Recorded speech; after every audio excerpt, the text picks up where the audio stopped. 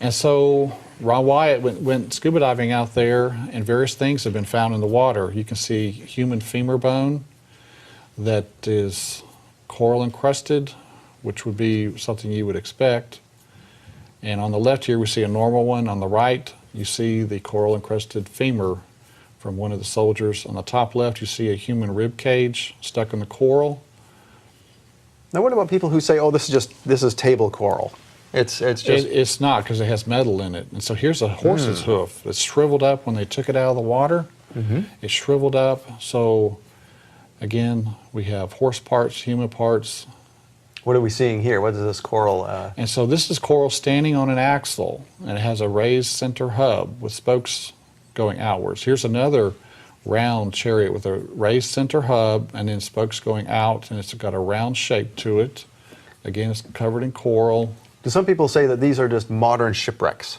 Some people have said that, but again, this agrees totally with the design of the chariot wheels. With the raised center hub and using metal detectors, there is metal in the center. There are spokes going out. This is a 4-spoke wheel with 3 spokes left. 4-spoke wheels, 6-spoke wheels, and 8-spoke wheels are found here. Of course, using the metal detector, like he's demonstrating here, all of the hubs here contain metal, and that is the design of the Egyptian chariot wheel with the metal center hub. Now here is a gold-plated wheel. There were 600 choice chariots used in the Exodus, we're told, so you would expect to find 1,200 chariot wheels here with gold. And this one is special, it's gold-plated, and 2 or 3 of these were found by Mr. Wyatt.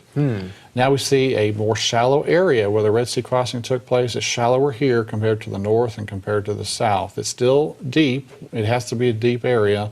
It's 2,800 feet deep, but that gives you a 4% grade, which is manageable.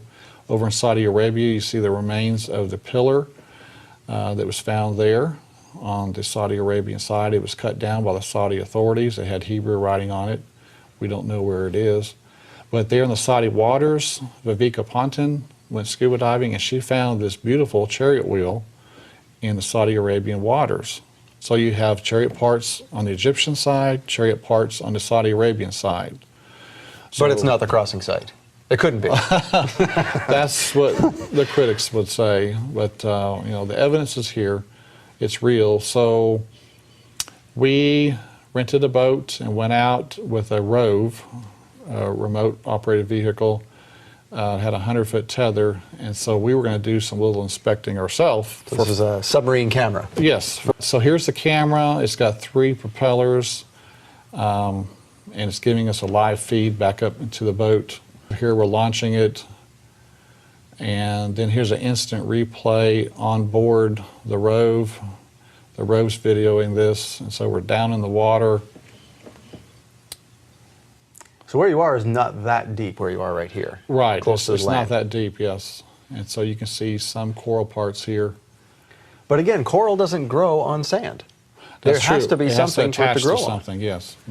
So obviously there has to be something down there. Yes. But this area is very remote. I wouldn't imagine that it's, you know, pieces from from modern humans, because why would they be there? There's nothing there. Yes. So some of these objects here may be from the, you know, the Pharaoh's armory. We can't tell for sure. This is fascinating. So we have the video from the Red Sea crossing. Thank you for showing us your trip down there. After the break, we are going to come back and talk about Mount Sinai, what's on the other side of the Red Sea crossing. So we look forward